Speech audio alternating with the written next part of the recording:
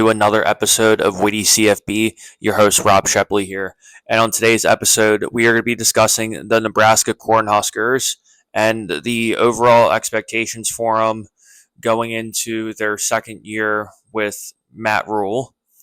And, I would say I've been talking to a lot of Nebraska fans on Reddit, on other forums, and things like that. And, I would say on paper, there is plenty to be optimistic about this team. And for anyone who's watched Nebraska last year, or even, in the past, 5 years, really, there's been a lot of heartbreak, a lot of struggle, and also just a sense of just inching closer and closer and closer, but just not quite getting there. And I think also, the reason why Nebraska is such a, beloved program is all that history with Tom Osborne, in the late 90s and early 2000s. And, there's so many just great moments throughout throughout that time period. And also within the 20 years after that too, when they had Frank Solich and Bill Callahan and all those guys. But I would, there's a couple reasons why, I think people need to be, really need to be paying attention to Nebraska this year. Now, I'm not going to sit here and suggest that they're better than Ohio State or Oregon or anything like that, because they're not there. But what I will say is, if they can really kind of get the offense going, if Dylan Raiola can, live up to the hype that everybody's kind of saying he will, which if anybody watched the spring game, he looked absolutely phenomenal. So, there definitely is a lot more optimism when you see that as well. And also, we're even too with you have a relatively generous schedule, particularly on the top half of it, and also you're returning the majority of your defense too. So I'm going to elaborate on a couple of those key points there. But when I look at this team, I'm feeling optimistic. I think for one, I think it kind of helped that some of the offensive guys who were there last year aren't there. Jeff Sims transferred to Arizona State, and it just kind of seemed like it just wasn't working out. I'm only speculating, but if I had to guess, I bet they probably told him, hey Jeff, you can either sit behind Raiola or you can transfer. I'm sure that's what the conversation was, but he just was just making too many mistakes, too many mental errors, and too many turnovers, because there were a lot of games last year that they quite frankly should have won. And the biggest one that comes to mind is that Iowa game on Black Friday, where I think the score is like 10-7, and Nebraska had like less than 2 minutes left and was marching down the field. And then they made a critical mistake with an interception thrown right to the linebacker. And then boom, I was able to win the game, and that was pretty much it.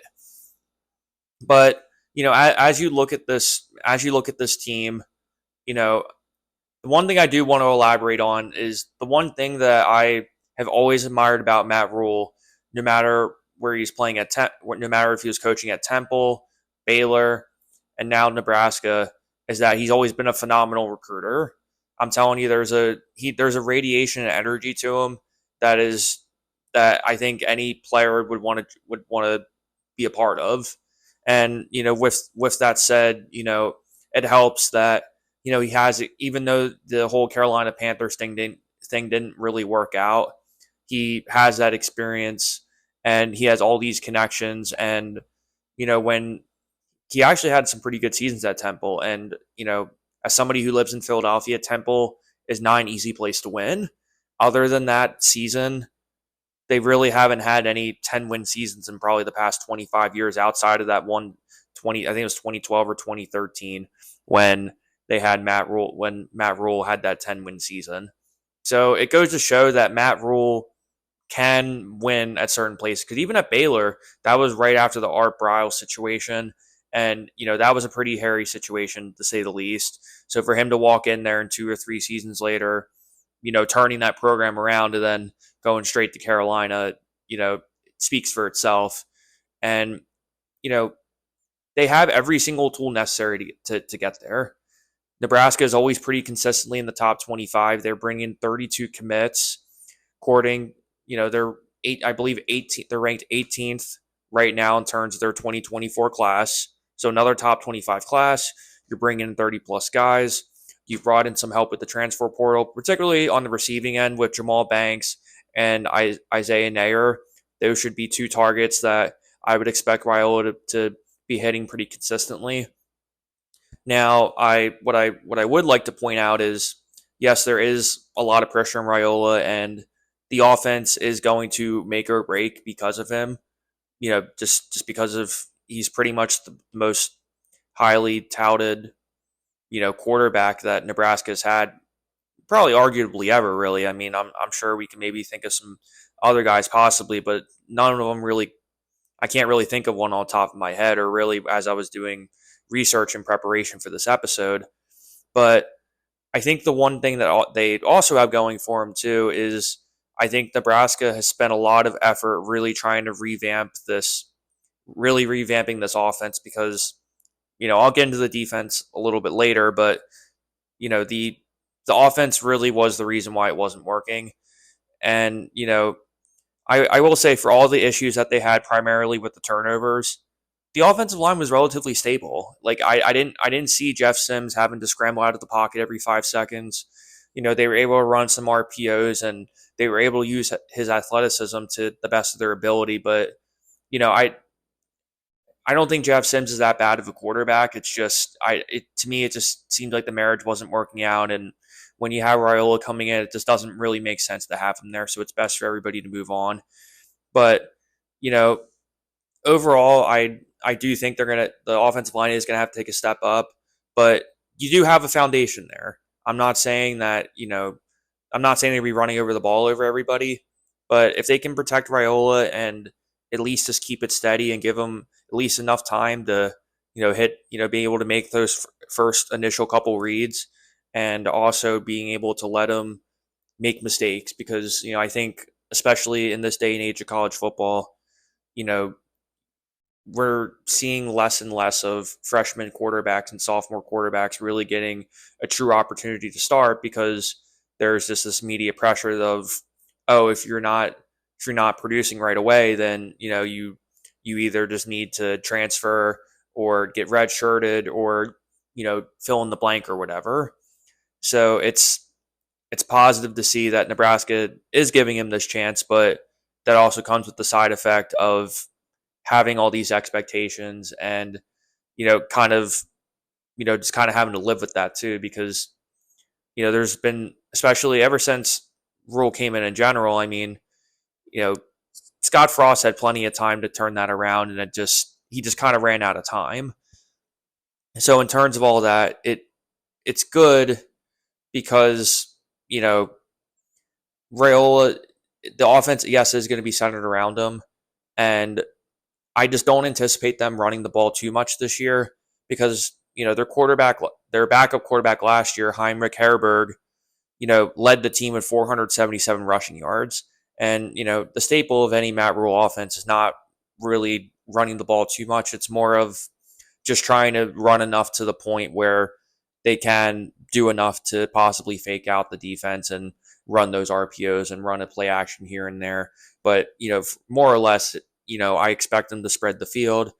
I expect them to take more deep shots down the field, and I definitely kind of expect them to take a step up, particularly in the passing game, because I just don't see them kind of translating into a more of a run style kind of offense. And then when you look at the defense, there were a couple of fascinating stats that I really looked at. And in terms of Nebraska football, one stat that came to mind is since 2010, only 3 teams with a top 15 defense has failed to make a bowl game. And you know, they were one of those 3. I believe it was I think it was last. Yeah, actually, it was their defense last year, because they only went 5-7. But in terms of the defense, I'm telling you it's. I think they can. I think you can argue they're going to make a step up and possibly even be I think they were 15th last year. I wouldn't be surprised they were a top 10 defense this year. We'll talk about. I'm going to elaborate more, but overall, I mean, yes, I mean they did get scored on by a couple teams, particularly Colorado, and obviously, when Michigan kind of whooped them last year too. But what I'm getting at is the one thing Nebraska really has going for them is they can get pressure on the defensive line. The linebackers are fantastic. All those guys on the at least the front three are all returning. But I'd say the biggest question mark in terms of the Nebraska defense is some of the secondary, because I'm not saying, you know I think obviously you never really saw them kind of give up too many big plays, especially for a lot of that secondary. They're definitely kind of on the younger side.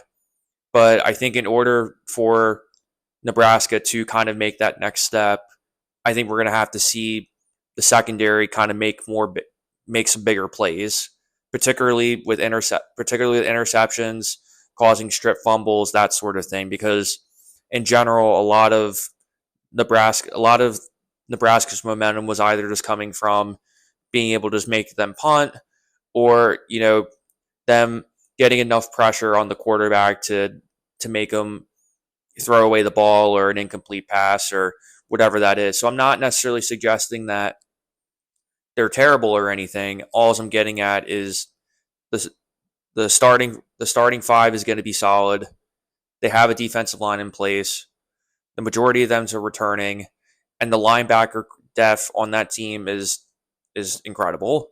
Particularly led by Javen Wright and John Bullock, who combined for 100 tackles. So you're returning those guys. You're getting the defensive line, and you have a lot of guys who I think, arguably too, I think Nebraska could be really difficult to run the ball on, because if you're competing against some of those run stoppers in there. They've always been good. They've always been pretty good with being able to get to the quarterback. It doesn't necessarily, look that amazing on the stat sheet, but in general, they are the type of team that I'm telling you, you can't really make any mistakes against them. So, kind of going back on that, I think what it's really going to come down to in terms of Nebraska is, you know, can Raiola live up to the hype? Because everything that we've seen, he's been the man, and I'm telling you, I really want to be a believer. I've watched some of his high school tape. I watched the spring game, and I'm telling you, he looked good, and it looked like he had some legitimate chemistry with some of those top receivers. I think number two, obviously we talked about this before. The 31 turnovers they had last year needs to be trimmed down significantly.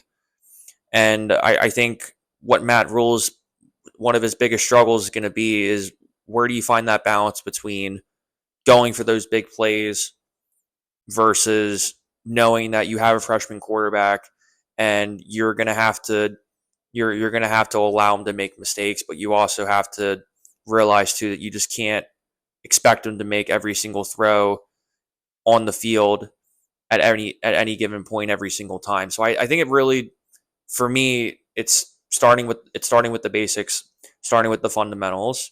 Obviously, they turned the ball over more than 3 times in 7 games last year. Completion percentage was only 52. I would say you need to get that up to at least 60 to be credible. And out of those 31 turnovers, 16 of them were interceptions. So it just goes to show that it's really going to be it's really going to be interesting, to what extent we to what extent does this offense come to fruition within Matt Rhule's year two. But I think also another thing that Nebraska has going for them is, for the most part, that the top the top half of their schedule is pretty solid. It's not you really don't see too many games there that you're really kind of too any nervous about. I mean, I'd say in that back front, you have Indiana, you got Purdue, Texas San Antonio. So I mean, those I'm not saying they're going to start off going 6-0 before they meet Oregon and Ohio State, but I would anticipate at least 4 to 5 wins in that stretch. I think maybe they'll give up one there, but I would say in general, as you're looking at that top half of the schedule and you're also looking at the back half, which they're playing Ohio State this year. I think they're playing Oregon this year. I think they're playing USC this year. Don't quote me on that. But in any event, I think the expectation absolutely needs to be a bowl game. I would say if they have another top 10, if they do have another top 15 defense this year and they fail to make a bowl game, I think we're going to have the same conversation that we're having about Billy Napier with Matt Rhule. Because, obviously 5-7 last year was a disappointment. And I think they have everything necessary to make it to a 6-6 team. I think, quite frankly, they're actually better than 6-6. I would say 6 is the bare minimum, but I think this team could easily win 7-5. And between the recruiting class, between the retuned offense, you're returning a lot of those defensive guys, and your front five is solid. There's plenty of reason to be optimistic.